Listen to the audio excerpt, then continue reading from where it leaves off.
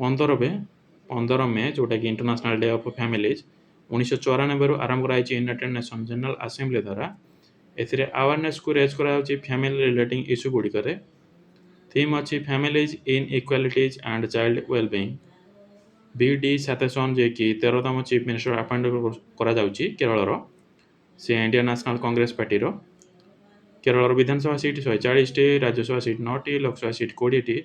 କେରଳର chief justice ଅଛନ୍ତି ସୋମେନ୍ ସେନ୍, ଯିଏକି ଜାନୁଆରୀ ମାସରେ ଆପଏଣ୍ଟେଡ୍ ହୋଇଥିଲେ।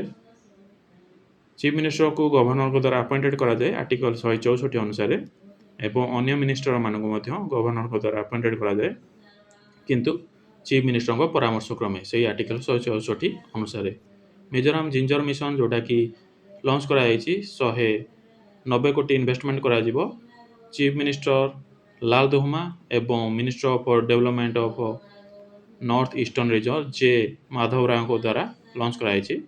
ଏଥିରେ ପ୍ରମୋଟ୍ କରାଯିବ GI ଟ୍ୟାଗ୍ ବାଲା ମିଜୋ ଜିଞ୍ଜରକୁ ଇଣ୍ଟରନ୍ୟାସନାଲ୍ ମାର୍କେଟରେ, ଯେଉଁଟାକି 2021ରେ GI ଟ୍ୟାଗ୍ ପାଇଥିଲା।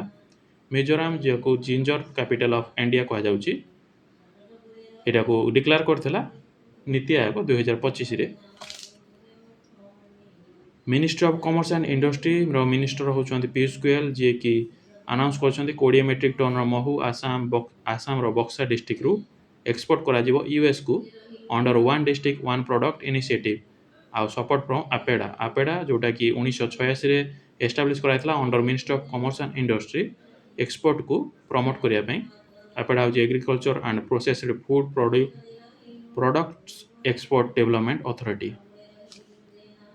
ପ୍ରବୀଣ ସୁଦ ତାଙ୍କର କାର୍ଯ୍ୟକାଳ ଗୋଟେ ବର୍ଷ ପାଇଁ ବଢ଼ାଇ ଦିଆଯାଇଛି। ସେ ବର୍ତ୍ତମାନ ଅଛନ୍ତି ଡାଇରେକ୍ଟର CBIର central bureau of ଇନଭେଷ୍ଟିଗେସନର।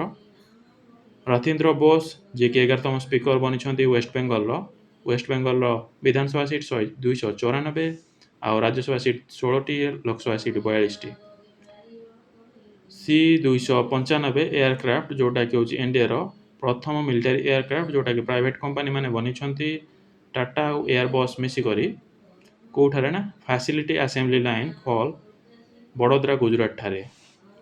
Ministry of agriculture and farmers welfare minister ହେଉଛନ୍ତି ଶିବରାଜ ସିଂ ଚୌହାନ, ଯିଏକି ଆନାଉନ୍ସ କରିଛନ୍ତି ତାଙ୍କର ବହି ଆପନାପନ୍, ସେଥିରେ ତାଙ୍କର ଜର୍ଣ୍ଣି ନରେନ୍ଦ୍ର ମୋଦିଙ୍କ ସହିତ ତାଙ୍କର ଜର୍ଣ୍ଣିକୁ ସେ ବ୍ୟକ୍ତ କରିଛନ୍ତି।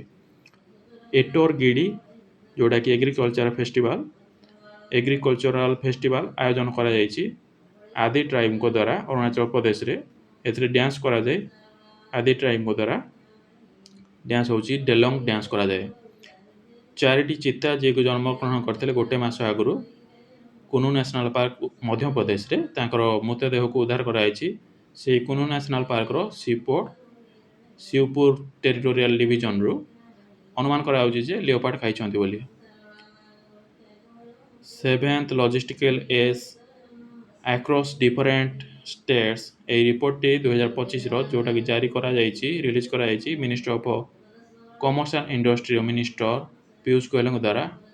କେଉଁଠାରେ ନା logistic excellence advancement and performance shield ଯେଉଁଟାକି ହେଉଥିଲା ନ୍ୟୁ ଦିଲ୍ଲୀରେ, ଅର୍ଗାନାଇଜ୍ କରିଥିଲା department for promotion of industry and internal trade ଦ୍ୱାରା ଏଟାକୁ ଅର୍ଗାନାଇଜ୍ କରାଯାଇଥିଲା। ଏଥିରେ 4ଟା ଟିଅରରେ ବିଭାଗ କରାଯାଇଛି। ଏକ୍ଜାମ୍ପଲରେ ଅଛନ୍ତି ତାମିଲନାଡୁ, ଉତ୍ତରପ୍ରଦେଶ, ମିଜୋରାମ ଆଉ ଦିଲ୍ଲୀ। ପରଫର୍ମର୍ସରେ ଅଛନ୍ତି ଗୁଜରାଟ, କେରଳ, ମହାରାଷ୍ଟ୍ର ଆଉ ତେଲେଙ୍ଗାନା। ଆକ୍ସିଲେଟର୍ସରେ ଅଛନ୍ତି ଆନ୍ଧ୍ରପ୍ରଦେଶ, ଓଡ଼ିଶା, ପଞ୍ଜାବ ଆଉ କର୍ଣ୍ଣାଟକ। ଗ୍ରୋଥ୍ ସିକର୍ସରେ ଅଛନ୍ତି ୱେଷ୍ଟବେଙ୍ଗଲ, ରାଜସ୍ଥାନ ଆଉ ସିକିମ୍।